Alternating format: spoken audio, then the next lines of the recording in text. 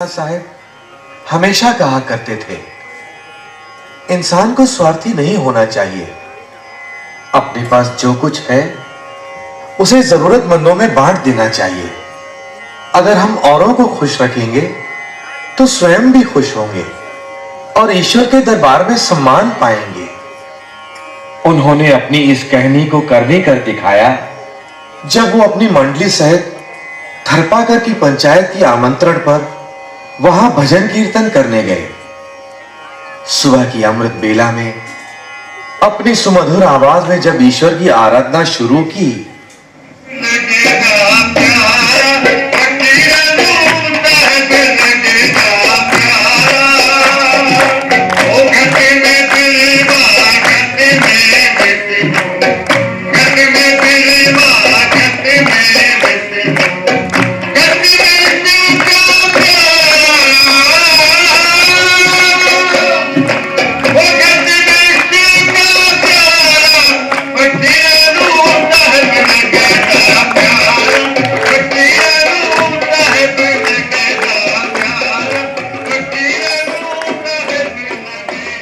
तो वहां आए हजारों श्रोता आनंद से झूम उठे और सच्चे साईं की बताई हुई राह पर चलने का प्रण किया।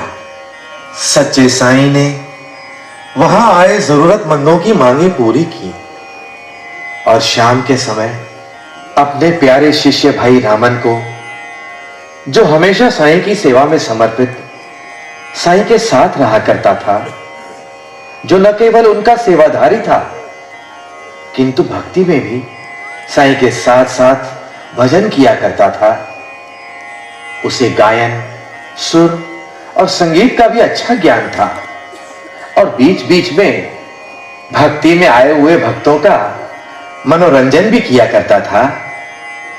उसे खाना लेकर शहर से बाहर चलने को कहा।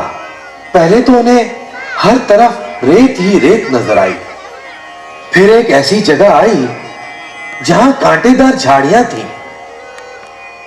फिर एक ऐसी जगह आई जहां एक रेत का टीला था और उस टीले के ऊपर एक पौधा लहलहा रहा था।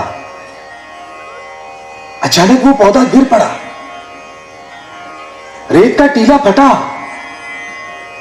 और एक तपस्वी उसमें से बाहर निकला। सच्चे साईं सतराम दास को अपने सामने देखकर तपस्वी साईं के पैरों पर गिर पड़ा और कहने लगा, सच्चे पातशाह, दुनिया के दुखों से परेशान शहर छोड़ गांव में आया। वहां पर भी लोगों ने पीछा नहीं छोड़ा। गांव से जंगल चला गया और वहां पर भी लोगों ने चैन से नहीं रहने दिया और हर जगह हमारी तपस्या में भंग डालने चले आते थे। इसलिए जमीन के अंदर चला गया हूं। हर एक अपने सुख और स्वार्थ को पूरा करने में लगा हुआ है। सभी मालिक के दर के दोषी होते जा रहे हैं।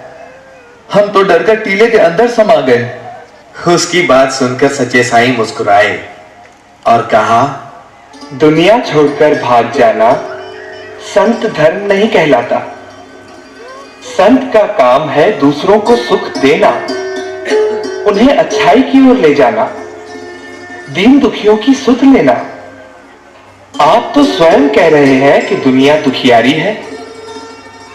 दूसरे का दुख देखकर स्वयं सुख पाए, ये तो हर कोई करता है। अपना लाभ गंवाकर स्वयं शक्ति पाकर केवल स्वयं को ही पार लगाया तो कौन सी बड़ी बात हुई। आपकी तपस्या तो तभी सफल है जब आप दीन दुखियों के दर्द बांटकर उन्हें परोपकार का सही मार्ग दिखाएंगे। और इस मायावी संसार में रहते हुए ही हमें ये सत्कर्म करने हैं। जैसे कमल का फूल कीचड़ में खिलकर भी कीचड़ से ऊपर उठा हुआ होता है। फिर उन्होंने भाई रामन से फकीर को खाना खिलाने को कहा। फकीर साईं के सामने नतमस्तक हो गया और कहा, आज आपने स्वयं हमारी सुध ली है। अब अपनी रहमत कीजिए तो आपके बताए हुए मार्ग का राही बनूं और ऐसे कार्य करूं जिससे आपको यानी ईश्वर को पाऊं। और ऐसा कहकर भोजन करके साईं से सबकी भलाई का आशीर्वाद लेकर वो तपस्वी वहां से चला गया। और इस तरह साईं ने संसार के सामने एक जीवंत उदाहरण रख दिया।